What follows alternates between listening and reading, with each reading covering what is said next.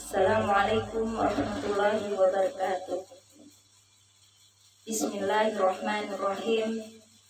Rabbi shrah li sadri wa yassir li amri wahlul 'uqdatam min lisani yafqahu qawli. Rabbi shrah li sadri wa yassir li amri wahlul 'uqdatam min lisani yafqahu qawli.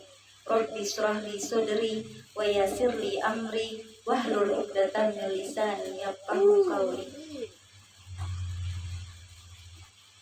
Pada kesempatan kali ini kita akan berbicara tentang pemimpin. Bagaimana sudut pandang Islam terhadap pemimpin atau pemerintah. Bagaimana menurut Al-Quran dan Al-Hadis. Karena kita sebagai Islam, maka tentu saja kita berpedoman kepada Al-Quran dan Al-Hadis. Di sini, menurut Al-Quran dan Al-Hadis, firman Allah Ta'ala, ya, di sini saya baca langsung ya. Ya ayyuhalladzina amanu atii'ullah wa atii'ur rasul wa ulil amri minkum. Wahai orang-orang yang beriman, taatilah Allah dan taatilah Rasul dan para pemimpin di kalangan kamu. Ini Al-Quran surat An-Nisa ya, ayat 59. Bisa saudara teman-teman cek. Dan saya rasa kita tahu, sebagai orang Islam kita tahu itu. Dalam sebuah sabda Nabi SAW, sesiapa taat kepada pemimpin, maka dia telah taat kepadaku. Dan siapa yang mendurhakai pemimpin, maka dia telah durhaka kepadaku. Ini sabda Rasulullah, sabda Nabi kita, Nabi Muhammad SAW. Ini diriwayatkan oleh Bukhari. Nah, hadis ya, sebagai orang Islam kita pasti tahu ketika hadis itu yang diriwayatkan oleh Bukhari, maka itu merupakan hadis yang sahih. Karena dalam Islam tingkatan hadis itu ada, ya, ada disebut dengan hadis sahih yang paling tinggi, ada hadis hasan, ada hadis dhaif, ya. Jadi kalau yang berbicara adalah hadis riwayat Bukhari, maka itu sahih, tidak bisa dipertanyakan dan diperdebatkan. Di kalangan para ulama itu sudah disepakati. Tidak ada yang perlu dipertanyakan bahwa benar itu adalah dari Rasulullah SAW yang mengatakan siapa taat kepada pemimpin, maka dia telah taat kepadaku. Dan siapa yang mendurhakai pemimpin, maka dia telah durhaka kepadaku. Ini hadis berbicara. Selanjutnya, hadis yang kedua, kamu wajib patuh dan setia dalam keadaan susah atau senang, suka atau duka, dan walaupun merugikan kepentinganmu. Ini hadis riwayat Muslim nomor 1836. Silahkan dicek ya, kita cek di kitab Sahih Bukhari ya, Sahih Bukhari Muslim, kita cek bersama. Kalau kita memang merasa diri orang Islam, orang yang beriman, ya, perhatikan. Nah, dalam hadis riwayat lain, perhatikan, seorang sahabat bertanya kepada Rasulullah SAW, ya Nabi Allah, bagaimana menurutmu jika para penguasa yang memimpin kami yang selalu mengutamakan hak mereka, tapi mereka tidak bersedia memenuhi hak kami? Nabi menjawab, tunduk dan patuhlah kamu. Sesungguhnya mereka akan bertanggung jawab atas kepemimpinannya.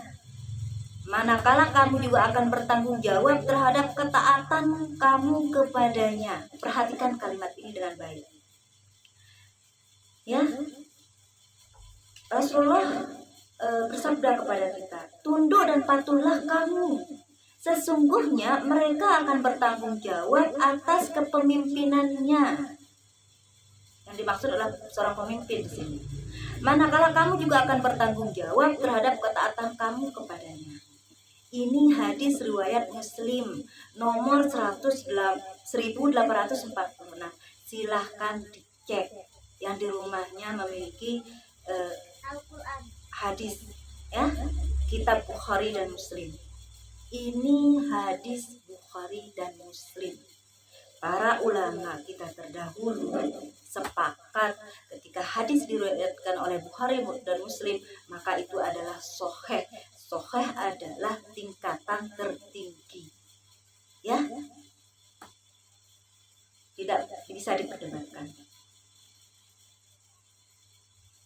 Selanjutnya, dalam sebuah hadis, siapa yang dipimpin oleh seorang pemimpin, lalu dia melihat pemimpinnya berbuat maksiat kepada Allah, maka hendaklah dia membenci perbuatannya. Namun jangan dia melepaskan ketaatan daripadanya. Ini juga hadis riwayat Muslim nomor 1855. Maaf, salah. Nomor 1855. Silakan dicek juga. Hadis yang lain nomor 5. Sesungguhnya sepeninggalanku akan muncul para pemimpin yang bertindak sesuka hatinya dan membuat berbagai kebajikan yang kamu tidak menyukainya. Para sahabat bertanya, apa yang harus mereka lakukan ketika itu? Nabi menjawab, tunaikanlah kewajiban kamu dan mintalah hak kamu berdoa kepada Allah. Bisa dipahami hadis ini? Ini hadis riwayat Muslim nomor 1843. Ya, silahkan dicek. Nah, nomor 6. Sesiapa yang tidak menyukai sesuatu daripada pemimpinnya, maka hendaklah dia sabar. Karena sesungguhnya tiada seseorang pun daripada manusia yang memisahkan diri daripada pemimpinnya, sekalipun hanya sejengkal, lalu dia mati, melainkan matinya dalam keadaan jahiliyah, ya, maka di sini dikatakan dia mati dalam keadaan jahiliyah. Intinya dia dalam keadaan dalam hal kebodohan di sana. Jadi di sini yang bisa kita pahami bahwa dalam Islam tentang taat kepada pemimpin ini sudah ditegaskan dalam Al-Quran dan juga Al-Hadis bahwa kita harus taat. Sekarang ada masalah. Orang bertanya, bagaimana kalau pemimpin kita itu berbuat zalim? Bagaimana kalau pemimpin kita itu tidak adil? Apakah kita iya? Dan lain sebagainya. Kita berbicara seperti itu kan? Merasa pemimpin kita tidak adil, merasa pemimpin kita itu seorang yang komunis, merasa pemimpin kita itu dan lain sebagainya, hal-hal negatif yang kita pikirkan tentang pemimpin. Jadi apa yang kita rasakan, apa yang kita tuduh kepada pemimpin itu adalah murni karena memang manusia seperti itu. Maksud saya seperti ini. Dalam diri manusia itu ada beberapa karakter yang tidak bisa, yang memang sulit dihilangkan kecuali bisa dihilangkan karena ketaatan dan iman kita kepada Allah. Yaitu di mana manusia selalu ingin berada lebih tinggi, posisinya lebih tinggi dari yang lain. Manusia senang dipuji.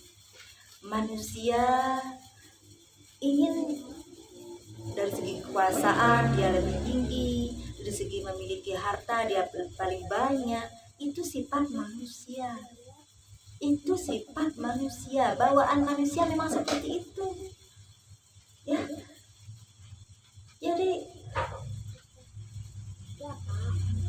secara gini, apa yang kita perdebatkan, apa yang kita bicarakan yang membuat Indonesia ini kayak kacau gitu, kayak bising gitu. Saya sendiri bising mendengarnya.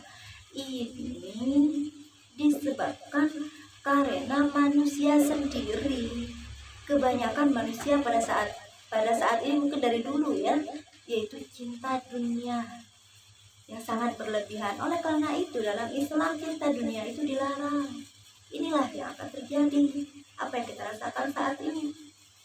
Kalau kita mau kembali kepada sejarah-sejarah, janganlah dulu kembali kepada sejarah zaman SBY, zaman Soeharto, ya, Soekarno, presiden kita ya, yang lain.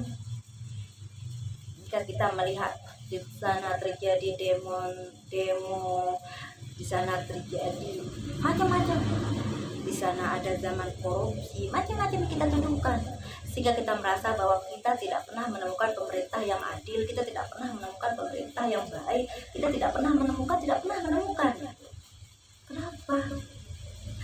Karena manusia secara pribadi memang memiliki karakter seperti yang saya sebutkan tadi, iri kepada temannya, dengki kepada temannya, ingin lebih tinggi dari yang lain. Dan bagaimana cara menghilangkan ini? Cuma satu, iman kepada Allah dan taat kepada Allah dan Rasulnya. Cuma satu jalan, tidak ada jalan yang lain. Perhatikan. Nah, sekarang kalau kita kembali kepada konteks sejarah pada masa Rasulullah, sejarah pada masa sahabat-sahabat Rasulullah, termasuk Abu Bakar, ya, termasuk Umar bin Khattab, termasuk Utsman, dan termasuk Ali bin Abi Thalib. Ya, coba kita cek sejarah. Ya, apa yang berlaku pada sejarah Islam, di mana Umar bin Khattab mati dalam keadaan terbunuh, begitu juga Utsman bin Affan, begitu juga Ali bin Abi Thalib. Ya, ini berhenti dulu ya, jangan salah. Itu mungkin sebagian kita mengatakan, kenapa ini dikaitkan dengan masa Rasulullah begini ya? Kita kembali ke sejarah, ya. Saya ingin menggambarkan bahwa inilah politik, inilah kepemimpinan, pemerintahan seperti itu. Bukan karena pemimpin tidak adil, bukan. Tidak mungkin pada Rasulullah tidak adil, tidak mungkin. Pada masa Abu Bakar tidak adil, tidak mungkin. Pada masa Umar bin Khattab mustahil. Pada masa Utsman, pada masa Ali bin Abi Thalib, sahabat-sahabat ini sudah dijamin masuk surga. Apakah mereka berlaku tidak adil pada masa itu? Tidak mungkin. Jangan salahkan sejarah.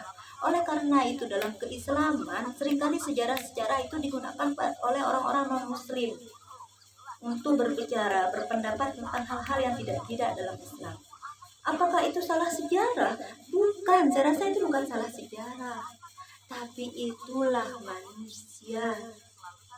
Selama manusia itu tidak taat, tidak beriman kepada Allah dan tidak taat kepada Rasulullah, maka keadaan manusianya seperti itu, kacau, terjadinya huru-hara, terjadinya kerusakan dan lain sebagainya. Itu disebabkan karena tidak iman kepada Allah dan tidak iman kepada Rasulullah. Ya, jadi jangan salahkan sejarah. Sekarang yang jadi masalah kita orang-orang sini, apakah kita akan kembali kepada sejarah seperti itu? Tidaklah.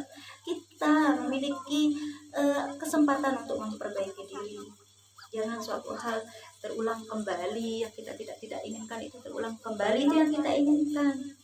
Ya, jadi mustahil pada masa itu. Lalu apa yang terjadi? Apakah kita ingin mengatakan pada masa itu memang ada istilah korupsi? Apakah kita akan mengatakan pada masa itu Umar tidak sanggup? Apakah kita akan mengatakan Umar dan lain sebagainya? Apakah kita tidak mengatakan seperti itu? Sebagai Rasul kita tidak mungkin berkata seperti itu. Karena benar faktanya seperti itu, bahwa Islam itu benar. Ya, Islam itu benar. Yang salah itu kita orangnya yang salah, bukan Islamnya. Ya, bukan Al-Quran dan Al-Hadis. Mungkin kita mengatakan, mungkin ada kalian yang mengatakan, benar nggak itu hadis berbicara seperti itu, yang mengatakan bahwa bagaimana dalam keadaan apapun maka kita harus taat kepada pemimpin. Kira-kira apa logikanya seperti apa sehingga sehingga Rasulullah berbicara seperti itu? Apa ini ini ya, secara logika kenapa Rasulullah bersabda seperti itu ya? Karena jalan satu-satunya yaitu untuk meredam kerusuhan, kegaduhan, keributan, hanya satu jalannya, yaitu taat kepada pemimpin. Ya, taat kepada pemimpin itu. Contoh seperti ini. Sekarang yang berlaku di Indonesia misalnya, yang sekarang ini lagi berlaku, di mana pemerintah ingin membuat sebuah undang-undang cipta kerja.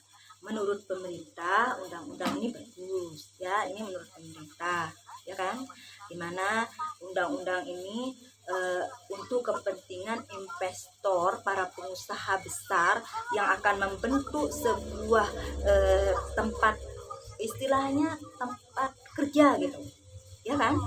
Nah, yang akan menguntungkan juga pihak buruh ya kan. Nah, jadi nah ini dibuatlah ini, pemerintah punya alasan. Saya sudah mendengar di pihak pemerintah ini berbicara masalah ini. Pemerintah yang berbicara seperti itu berusaha menjelaskan kepada kita loh ya, bahwa tujuan pemerintah ya ini supaya di negara kita para investor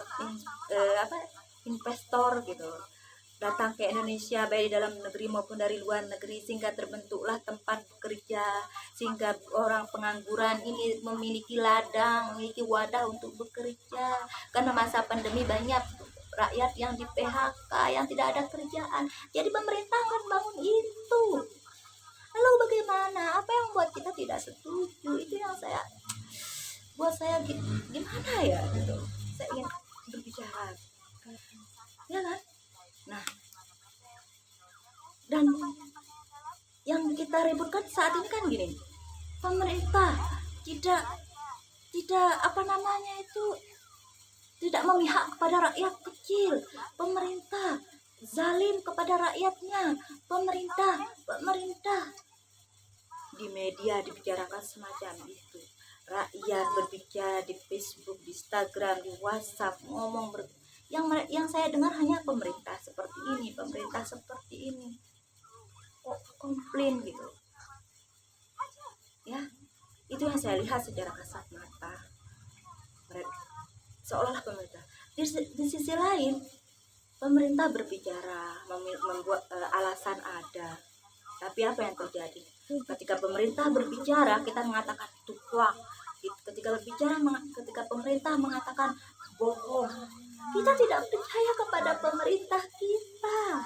Ini suatu hal masalahnya. Bagaimana kita bisa taat kalau kita percaya aja tidak? Silahkan percaya kepada pemimpin, serahkan urusan negara, urusan apapun itu kepada pemimpin.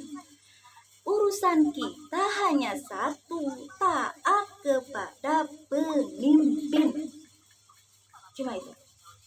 Dalam sebuah hadis ini yang saya ucapkan tadi, yang saya bacakan tadi, mengatakan masalah pemimpin itu urusan pemimpin, karena masing pemimpin akan dimintai pertanggungjawaban, yaitu pada pemimpin itu sendiri, dan itu tanggung jawab pemimpin pada dirinya sendiri dan pada negaranya.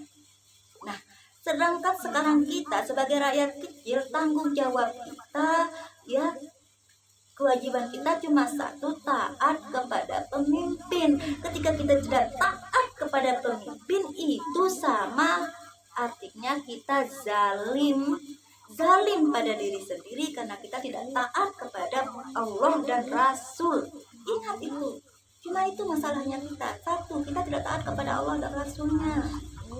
Ya, jadi kalau kita ingin negara ini aman, bukan dengan cara mengganti presiden, ingin menghayal mau cari pemerintah yang adil, tidak akan kita temukan.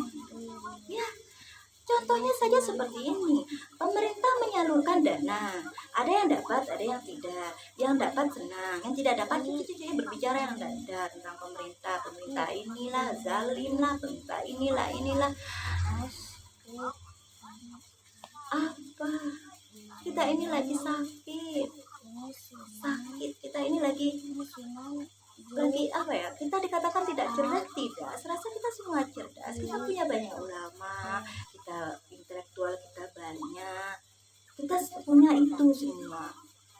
Tapi yang jadi masalahnya adalah kita kurang teliti pada diri kita sendiri, itu kurang tindih. Maksudnya gini ya, kita enggak begitu takut kepada Allah gitu, intinya seperti itu, kita kurang takut kepada Allah ya. Jadi kita berbuat semau-mau, berbicara semau-mau, bilang ini, kita di satu sisi bilang ini pemimpin ini gini, pemimpin ini ya, tidak akan selesai, percayalah, tidak akan selesai. Pemimpin siapapun akan seperti itu juga. Kalau kita tidak mengubah diri kita sendiri, tidak akan bisa. Menginginkan Indonesia maju dengan ganti presiden, itu lagi ribut, ganti presiden itu lagi tetap seperti itu sampai selesai, tetap akan seperti itu. Tidak bisa kecuali dengan satu cara, taat kepada pemimpin. Sempurna itu caranya, taat kepada pemimpin, jaga mulut ya, jaga hati, karena kita punya Allah, karena kita punya malaikat. Di setiap apa yang kita ucapkan itu akan kita pertanggungjawabkan kelak. Itu saja, ingat dulu, tidak usah ingat yang lain-lain, tidak usah repot-repot yang lain-lainnya. Nah, perhatikan, di dalam perkara yang dilarang kita mentaati mereka, ya firman Allah Subhanahu wa taala, perhatikan, barang siapa yang melanggar hukum Allah, mereka itulah orang-orang yang zalim. Dengar ini, barang siapa yang melanggar hukum Allah, mereka itulah orang-orang yang zalim. Ini konteks kalimat Quran surat Al-Baqarah ayat 229 ini konteksnya umum. Ini berlaku bagi kita sebagai rakyat, juga berlaku sebagai pemimpin. Jadi ketika pemimpin itu tidak taat kepada Allah, dia berlaku curang, berarti dia tidak taat kepada Allah, tidak adil, korupsi dan lain sebagainya, hal-hal yang negatif, ya, berarti dia itu telah berlaku melanggar, zalim, maka dia akan mempertanggungjawabkan apa yang dilakukan.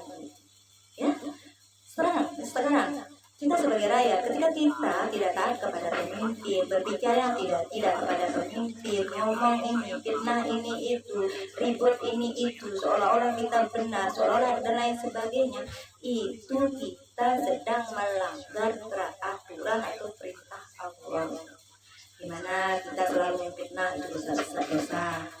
Kita selalu merasa diri benar, terus bilang ini itu, kita tidak tahu itu benar salah, ngomong aja asal ngomong, itu dosa. Ingat dosa, itu yang diingat dulu ya, jangan ingat yang lain-lain. Nah, mereka itulah orang yang zalim. Jadi orang-orang yang zalim itu ketika dia melanggar Allah, itu yang zalim. Kita tidak taat kepada pemimpin, itu berarti kita sedang zalim kepada Allah. Jadi kalau terjadi kerusakan di mana-mana, ada kebakaran, demo bakar halte, kayak kemarin ada 20 halte, saya baca di sosial media, ada demonstran yang membakar fasilitas umum. Ini bukan karena pemimpin yang zalim, ini karena kita yang zalim pada diri kita sendiri dan tidak taat kepada Allah. Seandainya kita taat kepada pemimpin, itu tidak akan terjadi, kerusakan itu tidak akan terjadi. Benar kan? Ternyata kerusakan ini adalah karena ulah tangan kita. Ingat itu. Jadi itu kerusakan yang terjadi. Jangan bilang, coba kalau pemerintah itu adil, pemerintah itu taat, tidak akan terjadi kerusakan. Bukan. Saya katakan bukan. Itu kerusakan disebabkan karena kita tidak taat kepada pemimpin.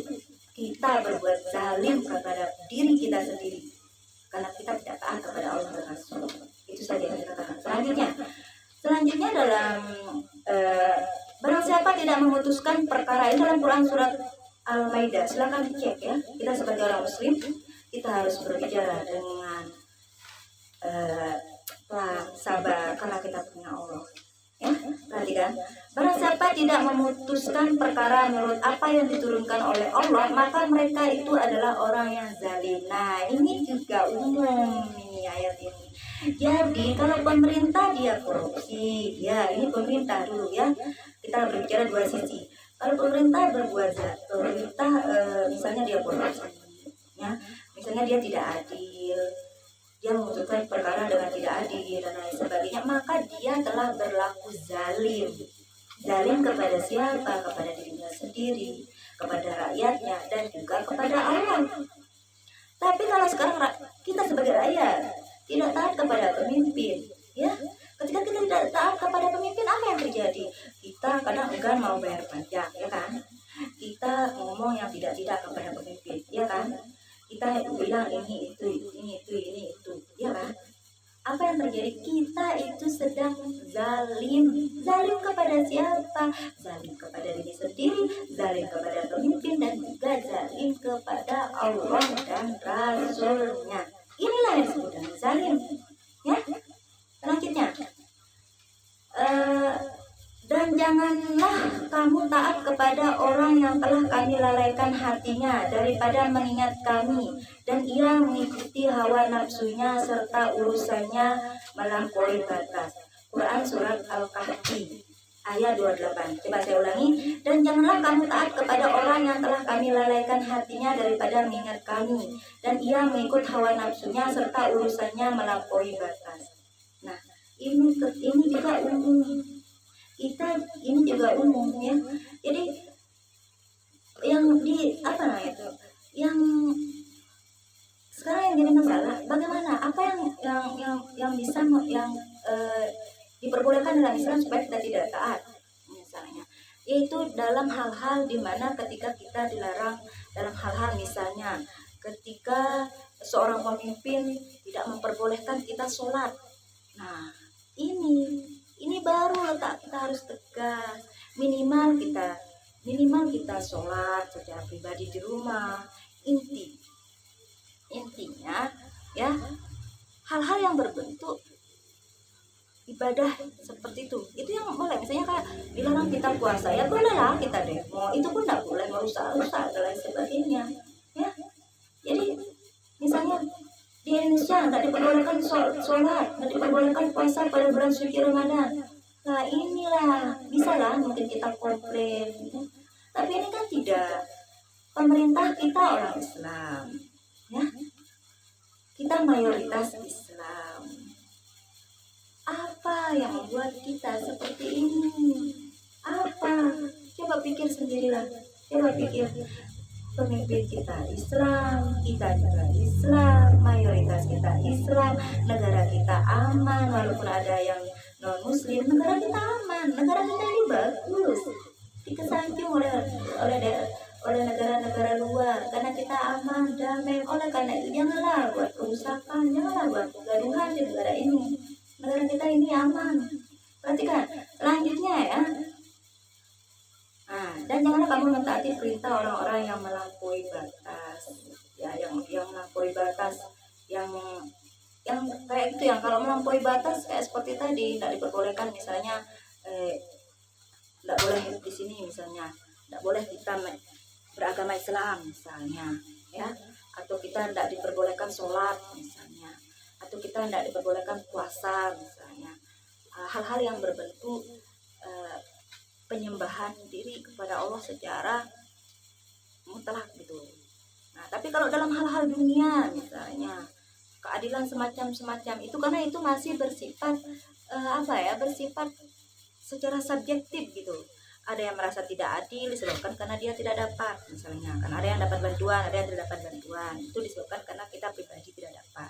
Jadi tidak dalam konteks yang ibadah gitu, yang mutlak benar salahnya ada di Al-Quran. Misalnya contoh sholat ya, sholat itu memang kalau tidak dilakukan itu kan benar dari Al-Quran salah kan. Jadi kalau kita tidak sholat itu benar itu, jadi kita dosa, ya. Jadi kalau kita tidak dapat bantuan itu bukan dosa, ya kan. Nah, jadi seperti itu. Nah, selanjutnya Tidak ada ketaatan pada perkara maksiat kepada Allah. Sesungguhnya ketaatan itu hanyalah dalam perbuatan yang baik. Mana contoh ketaatan yang bentuk maksiat? Yang saya kayak tadi itu. Jadi dalam Islam ada istilah toleransi juga ada. Dalam Islam itu yang kalau dalam urusan agama, misalnya contoh perintah sholat, perintah puasa, perintah zakat misalnya, perintah haji misalnya. Islam misalnya pemerintah kita sekarang mengatakan tidak boleh pergi menunaikan ibadah haji. Lah, ini termasuk taat kepada hal yang maksiat. Dari hal itu kita tidak melakukan ibadah haji, ini maksiat karena ini memang benar, ini ada perintah Allah Subhanahu wa taala. Ya, tapi kan kita ini sekarang mayoritas Islam, presiden kita Islam, tidak mungkin lah presiden kita melarang kita sholat, tidak mungkin melarang kita puasa, suatu hal yang tidak mungkin karena beliau juga Islam, beliau juga sholat, beliau juga puasa, beliau juga berzakat, beliau juga ke Mekah kan menunaikan ibadah haji. Jadi beliau sama dengan kita, pemimpin-pemimpin kita itu sama dengan kita, ya. Jadi tidak ada. Kalau sekarang yang jadi masalah itu dapat bantuan, ini tidak dapat bantuan. Ada yang jadi masalah buruh ini, yang PNS ini kurang gaji, ini macam-macam ribut, saya bising dengannya, bising. Kadang saya, ya Allah kok kayak gitu ya. Jadi saya tidak menyalahkan orang, tapi yang saya tahu kita ini lagi krisis iman itu, rasa takut kepada Allah itu sudah yang tidak sudah hilang gitu ya. Rasa takut kita kepada Allah itu yang hilang. Nah, perhatikan Rasulullah SAW mendoakan. Nah, mendoakan Ka'ab di sini ya, semoga Allah memelihara kamu dari era pemerintah yang bodoh. Bertanya apakah pemerintahan bodoh itu, Nabi menjawab, mereka yang datang melepasku, yang datang selepasku, tetapi tidak mengikuti jejakku dan sunnahku. Siapa yang membenarkan penipuan mereka, menyokong kezaliman mereka, maka mereka itu bukan daripada kalanganku, dan aku juga bukan daripada kalangan mereka, dan mereka tidak menemuiku di telaga Kautsar. Siapa yang tidak terpengaruh dengan penipuan mereka dan tidak menyokong kejahatan mereka, maka mereka termasuk daripada kalanganku, dan aku juga daripada kalangan mereka, dan mereka ini akan menemuiku di telaga Kautsar. Nah, mengenai ini ya, hadis riwayat Ahmad Ibnu Hibban, ini hadis ini ditujukan nanti kalau sebagai orang yang kita lihat asbabul wurud. Kalau dalam Islam itu ada Al-Quran, ada asbabun nuzulnya, ada hadis, ada asbabul wurud, sebab-sebab hadis ini dikeluarkan itu ada sebab, ada sejarahnya itu pasti. Sebagai orang yang sekolah kita bisa cek itu ya. Jadi ini adalah pesan kepada seorang pemimpin, kepada siapapun yang bersifat yang tidak sesuai dengan ajaran Rasulullah, maka kita tidak ada ketaatan pada mereka, siapapun mereka, bukan hanya sebatas kepada pemimpin. Tapi yang di sini adalah seperti yang saya katakan, ketaatan di sini pada hal-hal yang bersifat, contoh misalnya dilarang kita sholat, kayak tadi yang saya katakan itu. Jika seperti itu terjadi, maka kita sebagai orang Islam harus menolak kan, tapi negara kita kan tidak mungkin kan, karena negara kita mayoritas Islam, negara kita pemimpinnya Islam, para dewan permusyawarah DPR, MPR semua bisa dikatakan mayoritas Islam. Jadi semuanya pasti orang baik ya, orang baik semua. Kita juga orang baik. Yang membuat kita kocar-kacir seperti ini, iman kita sedikit kurang ya, rasa takut kita kepada Allah itu yang tidak ada, sehingga kita berbicara semaunya, menyebut keburukan orang semaunya, berbicara tentang semaunya dan sebagainya. Nah, jadi banyak ya. Jadi yang saya ingin nah, di sini dikatakan pada suatu ketika Nabi Shallallahu Alaihi Wasallam menyuruh kami menyatakan baiat janji setia kepada beliau. Rasulullah meminta kami menyatakan baiat untuk mendengar dan mematuhi ketika kami kuat maupun lemah, sulit maupun mudah, dan tetap memberikan hak kepada pemimpin kaum muslimin dan tidak memeranginya kecuali jika jelas dia mengingkari ajaran Allah yang telah diberikan kepada kaum muslimin. Nah, ini hadis riwayat Bukhari. Ya silakan dicek ya. Jadi maksudnya dalam hadis ini Kalau jelas-jelas pemerintah melarang kita mengajak kita kepada ingkar kepada Allah, ini yang kita harus perangi. Ini yang harus kita, kalau kita mati mungkin mati fisabilillah, jihad gitu. Ini. Jadi, tapi ini yang jadi masalah kalau di Indonesia itu ya, kita di Indonesia kita itu Islam, mayoritas Islam, pemerintah kita Islam. Kita di dalam beribadah dijamin dalam undang-undang sesuai dengan keyakinan kita masing-masing, diperbolehkan, tidak ada dilarang. Nah, apa yang jadi masalah? Nah, yang jadi masalah kita merasa tidak adil dan lain sebagainya, tidak dapat bantuan dan sebagainya. Itu disebabkan karena diri kita sendiri, bukan karena hal-hal yang berbentuk pelanggaran-pelanggaran yang berbentuk akhirat gitu ya. Jadi harus kita turuti. Jadi kalau itu berbentuk dunia, itu disebabkan karena kita, semua kita termasuk saya mungkin ya, cinta dunia, terlalu cinta kepada dunia, sehingga menyebabkan kita kita ingin lebih, manusia itu lebih tinggi dari yang lain. Jadi orang jadi DPR kita tidak jadi apa-apa, otomatis membuat kita gimana kan? Orang udah jadi PNS kita belum, otomatis rasa di hati itu kan kayak gimana kan?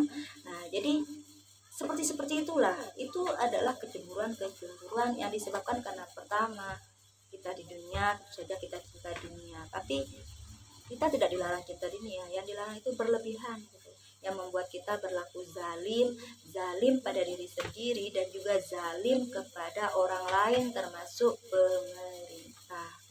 Jadi yang saya ingin sampaikan adalah hentikan keributan ini. Mari kita serahkan segala urusan kita kepada Allah. Percaya, bangun rasa kepercayaan kita kepada pemimpin kita. Kalau memang pemimpin sudah menjelaskan, pemerintah sudah menjelaskan kepada kita, ya, menjelaskan kepada kita bahwa undang-undang yang dibentuk tujuannya ini, bunyinya seperti ini dan lain sebagainya, itu yang pasti dijelaskan untuk kebaikan kita, itu benar-benar untuk kebaikan kita. Maka taatilah pemimpin kita ya. Jadi sekarang pemikiran kita yang mengatakan membuat undang-undang tengah malam, pemerintah itu tidak memihak kepada buruh kecil, pemerintah itu gini. Terus kalau ada yang mengatakan tentang kebaikan tentang pemerintah, dia mengatakan wah, dia mengatakan kamu itu terlalu fanatik ini. Itu tidak lepas dan bukan disebabkan karena sifat manusiawi kita. Itu tidak akan bisa lepas dari diri kita sendiri kalau kita tidak iman kepada Allah dan taat takwa kepada Allah dan Rasulnya. Cuma itu kuncinya, baru kita terbebas dari suasana, dari omongan yang tidak ya. Nah, perhatikan, jadi sekarang ya, kita lihat kan, mungkin ada yang mengatakan ke saya, dia ngomong seperti itu kayak orang tahu tentang sesuatu gitu. Padahal kita kan punya para ulama, kita punya para ulama yang punya Quran. Kenapa mereka tidak mau berbicara? Kenapa mereka tidak ngomong? Kenapa mereka tidak diam? Kayak Ustadz, guru-guru kita ya, termasuk Ustadz Hadi Hidayat ya, misalnya Ustadz Basalama, Ustadz Abdul Somad, itu mereka adalah yang saya sangat kagumi ya, tapi mereka memilih tidak ngomong mungkin ya, karena kenapa? Ketika para ulama berbicara tentang politik, berbicara tentang kepemerintahan, yang ada adalah pandangan negatif kita kepada ulama tersebut, kepada pemimpin tersebut. Ketika kita memiliki pandangan buruk kepada para ulama, kepada para ustadz kita, guru-guru kita, maka yang ada adalah kita tidak akan taat kepada apa yang mereka katakan menyampaikan pesan-pesan yang bagus kepada kita, tidak akan tahu. Oleh karena itu apa yang dilakukan oleh beliau itu suatu hal yang bagus menurut saya ya. Jadi coba perhatikan, ketika seorang pemimpin, ketika seorang ulama terjun kepada hal yang berbau politik, berbau kekuasaan, maka yang ada adalah menjerumuskan nama baik mereka. Itu yang akan terjadi ya. Jadi sehingga oleh karena itu ada baiknya saya berpositif thinking. Itu mungkin penyebab para ulama kita memilih dia. Tapi kalau yang saya sering mendengar kajian, kalau yang di bawah ya, kalau yang berbicara tentang Al-Quran dan Al-Hadis, memang kita harus taat kepada pemimpin ya. Jadi urusan kita adalah taat kepada pemimpin. Tentang pendapat kita yang aneh-aneh itu adalah sebatas sifat kita sebagai manusiawi. Siapapun itu, ada yang mengatakan juga seperti itu. Di luar negeri nggak seperti itu, di Amerika nggak seperti itu, di ini sebut nama luar negeri, semua negara disebut, katanya seolah-olah cuma di Indonesia yang seperti ini. Tidak. Walaupun saya tidak pernah ke luar negeri, saya yakin tidak. Apapun yang berbicara tentang kekuasaan, tentang kepemimpinan, maka yang ada adalah kegaduhan, kericuhan. Itu yang ada. Ya, jadi kembali ke sejarah yang saya sebutkan tadi. Apa yang berlaku pada Umar bin Khattab, Utsman bin Affan, Ali bin Abi Thalib, ya, ini dalam sejarah sahabat-sahabat Rasulullah, padahal mereka kan sudah dijamin mereka itu yang pasti akan masuk surga. Tapi yang terjadi apa? Umar bin Khattab mati, dibunuh ketika beliau mengimani sholat subuh. Pada waktu itu dalam sejarah beliau dibunuh. Utsman juga seperti itu. Coba dicek sejarah. Apakah kalian akan menyalahkan sejarah? Tidak, saya juga tidak menyalahkan sejarah, bukan. Tapi itulah realita. Kalau berbicara kekuasaan, berbicara politik, maka sensitif itu. Apa sebabnya? Karena manusia itu yang rasa iri, rasa dendam, rasa benci. Jadi bagaimana cara menghilangkan itu? Cuma satu, iman kepada Allah dan taat kepada Rasulullah. Cuma itu ya. Mungkin cuma ini yang saya sampaikan. Saya berbicara seperti ini karena saya tonton media, saya membaca Facebook ya.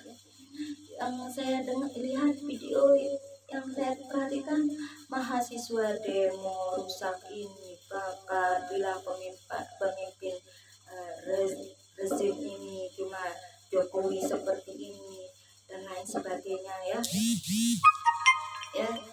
Ini tidak adil, hanya mementingkan kepentingan di atas, tidak mementingkan kepentingan yang di bawah. Sekali lagi, itu hanya sebatas asumsi kita sebagai manusia. Kenapa? Karena yang tadi saya katakan tadi, sifat-sifat yang ada pada diri kita ya. Jadi bukan yang ada pada pemimpin. Kalau sekarang kita mendapatkan pemimpin kita baik, alhamdulillah ya, alhamdulillah ya. Kalau ketika saya berbicara tentang kebaikan pemimpin yang saya lihat secara mata saya, mereka akan mengatakan, dia itu pendukung ini, dia itu ini, dia itu, tidak akan habis dia itu ya. Kenapa? Karena itu tadi, kebalik yang alasannya tadi itu ya. Jadi sekarang ya, kita semua beristighfar banyak-banyak, introspeksi diri banyak-banyak, berhenti menyalahkan orang lain. Silakan kita mengingat Allah, berzikir, astagfirullah, ya Allah. Kita hanya bisa berdoa, serahkan segala urusan kita kepada Allah, biar Allah yang membantu kita. Negara maju itu ya, bukan karena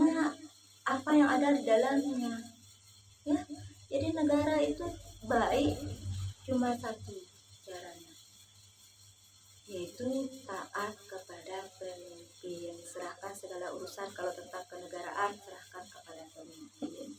Ya, kalau kita sudah serahkan kepada pemimpin, ya percaya kepada pemimpin, otomatis apa yang dilakukan oleh pemimpin kita akan terima. Nah, jadi ini kan, tapi di Indonesia itu kan demokrasi, Indonesia itu kan boleh berpendapat dan lain sebagainya. Iya, dalam Islam tidak melarang demokrasi, dalam Islam ada istilahnya musyawarah. Dalam Islam ada istilahnya musyawarah, mencari mufakat.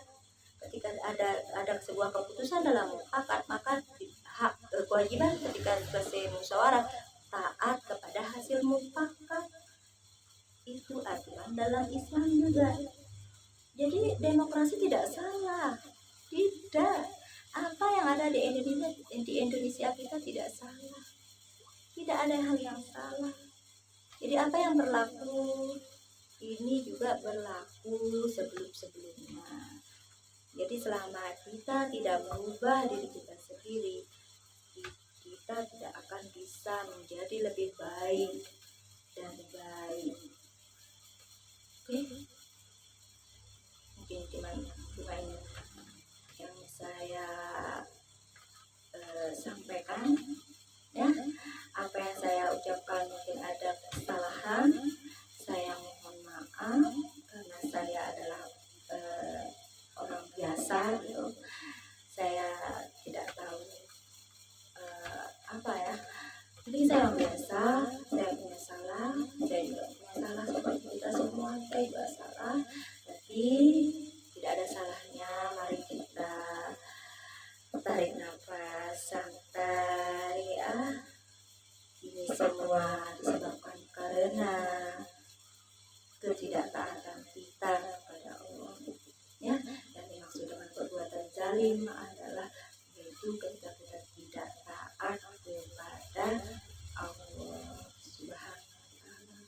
Sekian, assalamualaikum warahmatullahi wabarakatuh.